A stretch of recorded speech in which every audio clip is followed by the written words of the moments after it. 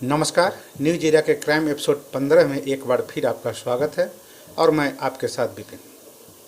एक ऐसा मामला जिसमें एक आईएएस की पत्नी के साथ 2 साल तक रेप होता रहा और वह चाहते हुए भी कुछ नहीं कर सका। देश में नेता और सरकार को छोड़ दे तो दूसरा सबसे ताकतवर व्यक्ति एक आईएएस अधिकारी होते हैं। नेता और सरकार तो बदलते रहते हैं लेकिन अधिकारी नहीं बदलते। सरकार बदलने से होता केवल इतना है कि नौकरशाहों का विभाग और कार्य क्षेत्र बदल जाता है, उनके रुतबे में कोई कमी नहीं आती। ऐसा इसलिए कि सरकार नीतियां तो बनाती है, उसे लागू करने का काम नौकरशाह ही करते हैं। इतना ताकतवर होने के बावजूद एक आईएएस की मजबूरी की कहानी आप सुनकर चौंक जाएंगे और पूरे तंत्र से आपका भरोसा उठ जाएगा कि कैसे एक रसूखदार नेता के सामने दिल्ली तक की सत्ता कुछ नहीं कर पाती। यानी कि एक आईएएस की पत्नी के साथ 2 साल तक रेप होता रहा, वो कुछ नहीं कर सका। बात है चंपा विश्वास कांड की और लालू राज के दौर की।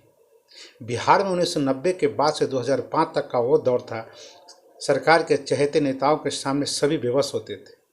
चंपा विश्वास कांड उसी व्यवस्था का क्रूर और घिनौना सबूत है। यह कहानी एक ताकतवर नेता के परिवार और बिहार के एक आईएएस अफसर की पत्नी से जुड़ी है। आईएएस अपने आप में एक ताकतवर व्यक्ति होता है, लेकिन यहाँ पर जिस आईएएस अफसर की बात हो रही है वो सब कुछ जानते हुए भी कुछ नहीं कर सका। एक नेता इतना दबंग और चरित्रहीन था कि उसके आगे पटना से दिल्ली तक की सत्ता उस समय बौनी साबित हुई। आईएएस डीडी विश्वास की पत्नी, मां, भतीजी और घर की 2 मेड के साथ एक नेता का बेटा लगातार रेप करता रहा।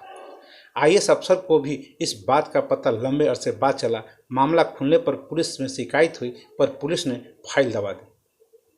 बिहार के तत्कालीन राज्यपाल को पत्र लिखने, मुलाकात कर न्याय दिलाने की अपील का भी व्यवस्था पर कोई असर नहीं होता नजर आया। तत्कालीन राज्यपाल सुंदर सिंह भंडारी ने बिहार गृह मंत्रालय को शिकायत भेजकर कार्रवाई के लिए कहा। वह आईएएस का पत्नी का मामला बताकर इसकी गंभीरता से जांच का हवाला देते हैं।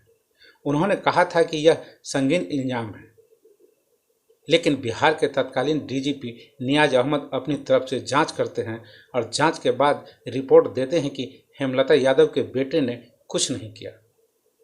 बताया तो यह भी जाता है कि राज्यपाल ने केंद्र को भी इसकी सूचना दी थी। दरअसल मामला 18 जुलाई 1990 को 1982 बैच के आईएएस अधिकारी डीडी विश्वास की शादी चंपा विश्वास से होती है। 2 नवंबर 1995 को वह पटना के बेली रोड पर शिफ्ट होते हैं। डीडी विश्वास को समाज कल्याण विकास विभाग में सचिव पद की जिम्मेदारी मिलती है।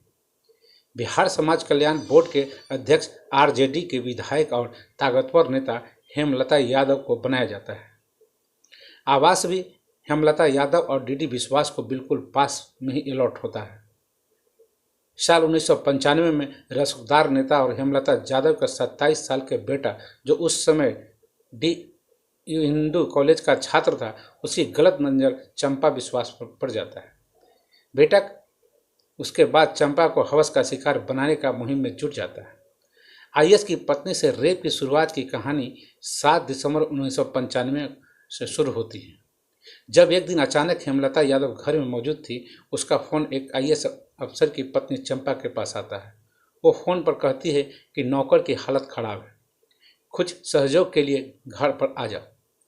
चंपा जैसे ही हेमलता के घर पर पहुंचती है, वो उन्हें एक कमरे में ले जाती है और झट से बाहर से दरवाज़ा बंद कर देती है।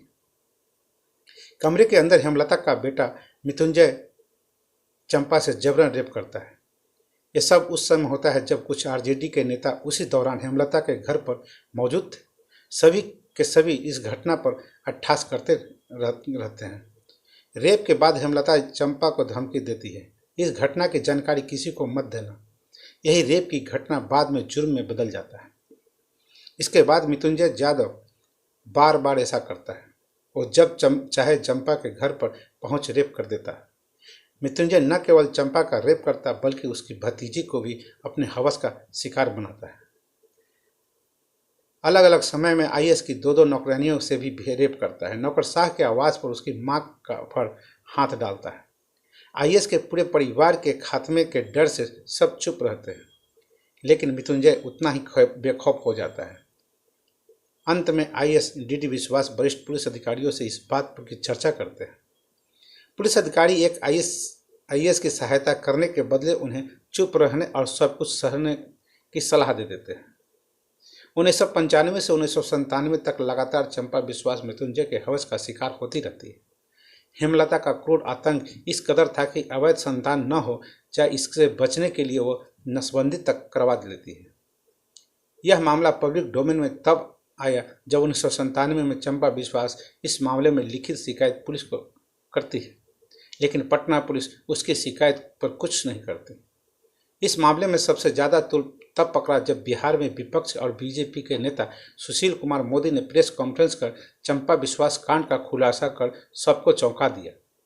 उन्होंने आरोप लगाया था कि बिहार में जंगल राज है, एक आईएएस अफसर का परिवार महफूज नहीं है, कानून व्यवस्था चौपट है। उन्होंने आरोप लगाया था कि यह कौन सा समाज है जिसमें आईएएस अफसर की पत्नी की आबरू भी सुरक्षित न हो। रेप का सिलसिला जारी रहता है। एक दिन ऐसा आता है जब चंपा विश्वास उसके आईएएस पति बिहार के तत्कालीन राज्यपाल के पास पहुंचते हैं, उनसे मदद की गुहार लगाते हैं। राज्यपाल के पद पर 1997 में मृत्युंजय को गिरफ्तार किया जाता है। हेमलता यादव फरार हो जाती है। मामला मीडिया में भी सुर्खियों में बना रहता है। 2 माह तक हेमलता फरार रही। 2 महीने बाद हेमलता ने सरेंडर किया। 5 साल बाद मृत्युंजय और हेमलता 3 साल जेल में रही। उसके बाद दोनों जमानत पर जेल से बाहर आ जाते हैं। इस बीच पटना लोकल कोर्ट का फैसला मृत्युंजय को 10 साल और हेमलता को 3 साल की सजा सुनाई जाती है। चूँकि हेमलता पहले ही 3 साल जेल में रह चुकी होती है, इसलिए हेमलता को दोबारा जेल जाने की जरूरत नहीं पड़ी। मृत्युंजय पटना हाईकोर्ट में सजा के खिलाफ अपील करता है। पटना हाईकोर्ट ने लोअर कोर्ट के फैसले को पलट दिया। हाईकोर्ट के जज ने दलील दी कि 2 साल तक रेप होता रहा और पीड़िता आईएएस की पत्नी चुप रही।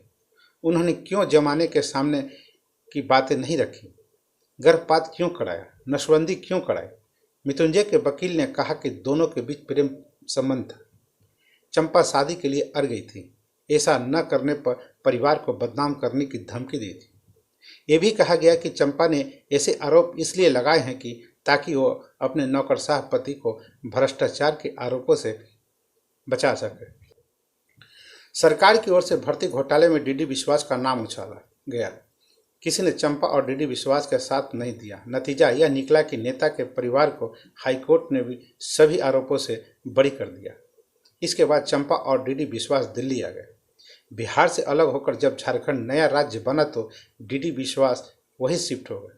बाद में उनका निधन हो गया। चंपा विश्वास बिहार, दिल्ली और झारखंड में रहने के बजाय कोलकाता में गुमनाम जिंदगी जी रही। तो बस आज के लिए इतना ही।